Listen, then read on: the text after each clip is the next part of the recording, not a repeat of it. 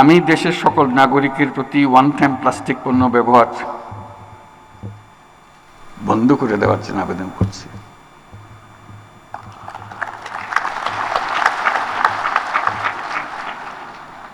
আমরা একটা পদ্ধতি তরুণদের জন্য শুরু করেছিলাম, সেটা বলতে পারি জিরো ওয়েস্ট এর পদ্ধতি হিসেবে সপ্তাহে যদি 7 দিনই প্লাস্টিক ব্যবহার করি, আমার প্রথম কমিটমেন্ট হলো নিজের কাছে, আজকে থেকে আমি 1 দিন কমিয়ে ফেলবো, 6 দিন করবো, 1 দিন করবো না, ওই দিন আমার প্লাস্টিক ফ্রি ডে। তরুণরা এটা সহজে বোঝে যে একটা দিন আমি পারি, তো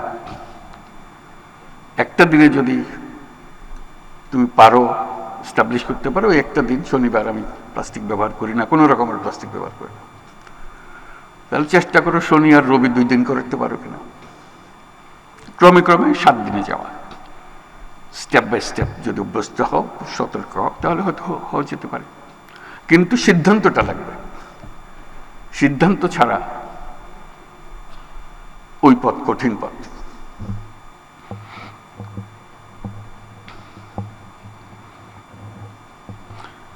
এর প্রাথমিক পদক্ষেপ হিসেবে আমি ইতিমধ্যে সরকারি সকল কার্যালয়কে একটি সুনির্দিষ্ট সময়সীমার মধ্যে ওয়ান টাইম প্লাস্টিকের ব্যবহার বন্ধ করার নির্দেশ দিচ্ছি। নির্দেশ দেওয়া সোজা, কিন্তু কার্যকর করা বড় কঠিন। ঠিক আছে, বললাম যে এটা লাইফস্টাইল বিষয়, আমি কিভাবে জীবন যাপন করব তার বিষয়। শুধু হুকুম দিয়ে বন্ধ করে দিলাম, চেষ্টা হবে হয়তো অনেক করবে, কিন্তু কঠিন একটা জগৎ। জাতিসংঘ প্লাস্টিক দূষণ নিয়ন্ত্রণে আন্তর্জাতিক আইন প্রণয়নের কাজ প্রায় চূড়ান্ত করেছে। বন ও পরিবেশ মন্ত্রণালয় এই প্রক্রিয়ার সঙ্গে জোরালো ভূমিকা রাখবে, এটা আমি নিশ্চিত। অন্তর্বর্তীকালীন সরকার স্বল্প সময়ের মধ্যে পরিবেশ সংরক্ষণের বিষয়ে কিছু উদ্যোগ নিয়েছে। আমরা বিশ্বাস করি এই উদ্যোগগুলো সফলভাবে বাস্তবায়িত হলে শালবন, সোনাদিয়া বন আর চুনতি বন তার হারানো রূপ ফিরে পাবে।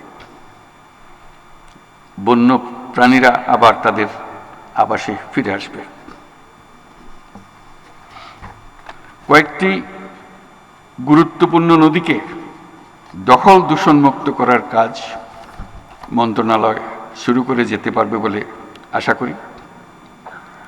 আমরা আশা করি নতুন প্রজন্ম এই শহরেই দূষণমুক্ত নদী দেখতে পাবে। ঢাকা শহরের পাশেই দেখবে পূর্বাচল বন।